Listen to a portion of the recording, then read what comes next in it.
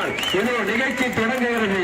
நிகழ்ச்சியின் தொடக்கமாக வீரத்தமிழர் முன்னணியின் மாநில ஒருங்கிணைப்பாளர்கள் ஒருவரான அருமை தம்பி பாரிசாலன் அவர்களை உரையாற்ற அழைக்கிறோம்.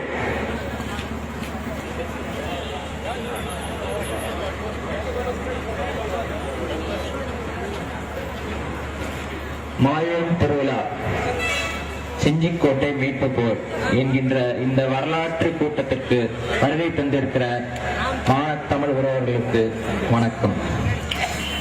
இந்த நிகழ்வு ஒரு வித்தியாசமான ஒரு நிகழ்வு.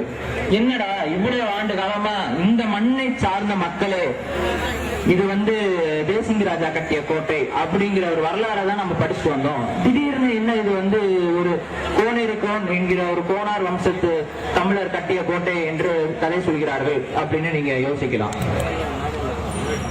மக்களே, ஒரு வரலாறு அறியாத இனம் என்றுமே வரலாறு படைக்க முடியாது. தன்னுடைய வரலாறை அந்த இனம் தான் எழுத வேண்டும் என்பதற்கு இந்த செஞ்சிக்கோட்டை தவிர ஒரு மாபெரும் சான்றும் இருக்க முடியாது. நமது வரலாறை நாம் எழுதாததால் அந்த வரலாறை எழுதியவர்கள் நமது வரலாறை களவாண்டார்கள்.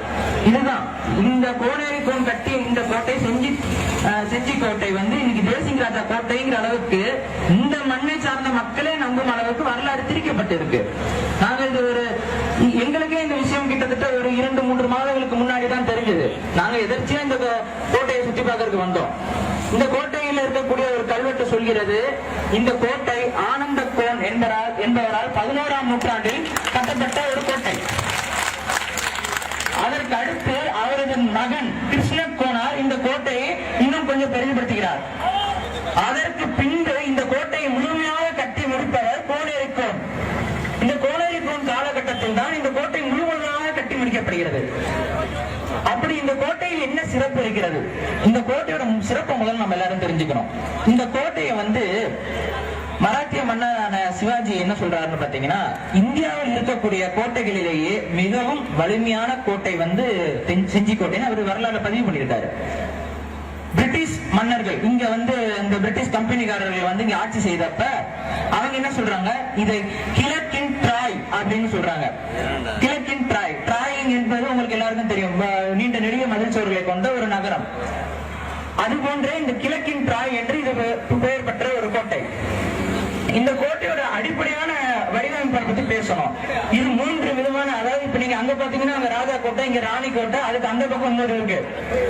இந்த 3 கோட்டையும் 3 ட்ரையாங்குலர் வடிவத்தில் கட்டப்பட்ட ஒரு கோட்டையாகும். அதை சுற்றி மதில் சுவர் எழுப்பியிருக்கலாம். இந்த மாதிரியான, அதாவது எந்த வழியில படை உடைத்து உள்ள வந்தாலும் அவர்களை சுற்றி வளைத்து தாக்கக்கூடிய அளவிற்கு மிகவும் கச்சிதமாக கட்டப்பட்ட கோட்டை. அதனாலதான் இந்த கோட்டையை கட்டின அந்த கோனார் வம்சம் கிட்டத்தட்ட இந்த மண்ணை 300 ஆண்டு காலம் தொடர்ச்சியாக ஆட்சி செய்யறாங்க. 300 ஆண்டு காலம் அந்த கோனார் தமிழ் மன்னர்கள் எவனாலும் ஒன்னும் செய்ய முடியல. அதற்கு பின்பு படையெடுப்புகள் பல வருகிறது. உங்களுக்கு தான் தெரியுமே, சூழ்ச்சி சுற்றி சூழ்ச்சி செஞ்சு நம்மளை ஒவ்வொருத்தரும் நமக்குள்ள இருக்க சண்டைகளை இது பண்ணி இந்த கோட்டையை கைப்பற்றுறாங்க. அப்படி கைப்பற்றினதுக்கு அப்புறம் இந்த கோனார் வம்சம் ஒரு இடத்துக்கு தப்பிச்சு போகுது. இந்த வரலாறு நிறைய பேருக்கு தெரியாது. அப்படி தப்பிச்சு போன இடம் எது தெரியுங்களா? இலங்கை. இலங்கைக்கு இந்த மண்ணில இருந்து ஒரு மக்கள் தப்பிச்சு போறாங்க. அங்க போய் ஒரு கோட்டை கட்டுறாங்க. கோட்டைனா கோட்டை மட்டும் அங்க போய் ஒரு அரசை நிறுவுறாங்க. அந்த அரசை நிறுவுவர் பெயர் அழகு கோனார். அழகு கோனாருங்கிறவரு ஜெயவர்தன கோட்டை. இன்னைக்கு இலங்கையோட நாடாளுமன்றமே அந்த கோட்டைக்குள்ளதான் இருக்கு. அந்த கோட்டையில புலிச்சுல இருக்கு. இது எத்தனை பேருக்கு தெரியும்? நம்மளோட கோட்டைகளை உட்காந்துக்கிட்டு நமது மக்களை கொன்று குமிச்சிருக்கான். நமது கோனார் கட்டிய கோட்டைகளை உட்காந்துக்கிட்டு இந்த சிங்களவன் நம்மளை அழிச்சிருக்கான். அந்த கோனார் கோட்டையிலும் புலி இருக்கு. இப்பே பாத்துக்கோங்க நம்ம யாருன்னு. அப்ப இங்க இருந்து போன அந்த கோனார்களை நம்ம மறந்துட்டோம். அவங்களை தமிழர்களை பார்க்கல, அவங்க வெறும் கோனாரா மட்டும்தான் பார்த்தோம். அவங்களை தமிழரா பார்த்திருந்தா இங்க இருக்க யாதவ அரசியல் பேசக்கூடிய அரசியல் கட்சிகள் எனது பாட்டுல அங்க இருக்கா, என் மக்கள் அங்க இருக்கா, அப்படி என் மக்களே அங்க சுட்டு வீழ்த்திட்டான் அப்படின்னு யாருமே சொல்லல. இங்க யாதவ அரசியல் பண்ணிட்டு இருக்காங்க. யாதவர்னா பாருங்க மக்களே, கோனார் என்பதற்கான பொருள் முதல்ல புரிஞ்சுக்கணும். கோன் என்றால் அரசன். கோனார்னா அரசாட்சி முதல் அமைத்தவன். முல்லை நிலத்தில் தான் முதல் மனித நாகரிகத்தில் அரசாட்சி வருது. அரசாட்சியே முதல்ல வகுத்தவன் தமிழன். அவன் கையில செங்கோல் இருந்துச்சு. அப்படி உருவாக்குறவங்க தான் இந்த மாயம். இந்த மாயம் தான் முதல்ல அரசாட்சி அமைக்கிறான் இவனுக்கு. அதனாலதான் கோன் என்றாலே அரசன். நீங்க கோயில் கோயில்ங்கிறீங்க, கோன்னா அரசன், அரசனுடைய வீடு தான் கோயில். அந்த இடத்துலதான் நீதி வழங்குச்சு. அங்க இருந்தவன் தான் அரசன். இப்ப அவனை சிலையா வச்சுட்டு அவனை கும்பிட்டு கிடக்குறோம் எல்லாம். அப்ப இந்த வரலாறு நமக்கு தெரியல, மறைச்சிட்டாங்க. இங்க எத்தனையோ அழகுமுத்து கோனார்னு ஒருத்தர் நம்ம விடுதலைக்காக பாடுபட்டார். அவரை மறைத்து விட்டு தெலுங்கு கொள்ளைக்காரனாக இருந்த வீரபாண்டிய கட்டபொம்மனை நமக்கு படம் எடுத்து காமிக்கிறான். படம் எடுத்து எப்படி காமிக்கிறான்? உண்மை, ஒரு மாபெரும் உண்மை. அதாவது அவர் வந்து ஒரு விடுதலை போராட்ட வீரர் கிடையாது, அவர் ஒரு கொள்ளைக்காரர். என்ன நடக்குதுன்னு பாத்தீங்கன்னா, எட்டப்பனுடைய மண்டியில கொள்ளையடிக்கிறான். ஒரு திருமணம் நடக்க போகுது. அந்த அவருடைய திருமணத்திற்கான உணவு தேவைக்காக எட்டப்பனது மண்டியை கொள்ளையடிக்க போறான். ஆனா எட்டப்ப அந்த மண்டியை முன்னாடியே பிரிட்டிஷார்களுக்கு எழுதி கொடுத்துடுறான். இதை போய் தெரியாம அந்த வீரபாண்டிய கட்டபொம்மன் என்ன பண்றான்? ரெண்டாவது அவன் பேர் வீரபாண்டிய கட்டபொம்மன் கிடையாது, இது வந்து ஒரு வரலாற்று போய். அவன் பேர் கெட்டி பொம்மலு நாயக்கர். அந்த கெட்டி பொம்மலு நாயக்கர் என்ன செய்யறான்? அங்க போய் அந்த எட்டப்பனுடைய மண்டிங்கிறத போய் கொள்ளடிக்க போறான். அந்த எட்டப்பன் மண்டியை கொள்ளடிக்கிறான். ஆனா அது வந்து பிரிட்டிஷார்களோட மண்டியா போயிடுது. பிரிட்டிஷார் வச்சான் செக்கு.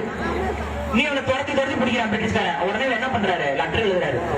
லெட்டர் என்ன லெட்டர்? ஐயா தெரியாம கோட்டை திருக்கிட்டப்பையா, என்ன மன்னிச்சிருங்கயா, உங்க காலில் விழுந்துறையா, நீங்க கேட்கறதெல்லாம் கொடுத்துரு லெட்டர் எழுதிருக்கான். அந்த லெட்டர் இன்னைக்கு வரைக்கும் பிரிட்டிஷ் மியூசியத்துல இருக்குப்பா. இன்னைக்கு வரைக்கும் அந்த லெட்டர் நம்ம விடுதலை போராட்ட வீரன் நினைச்சுக்கிட்டு இருக்க வீரபாண்டிய ஃபர்ஸ்ட் அவனுக்கு யாருங்க பாண்டியன் பட்டத்தை கொடுத்தது? முதல்ல அவன் யாரு பாண்டிய? அவன் நாயக்கன். என்ன அடிக்க வந்த தெலுங்கு வந்தேரி. ஆனா அவனுக்கு யாரு பாண்டியன் பட்டம் கொடுத்தது?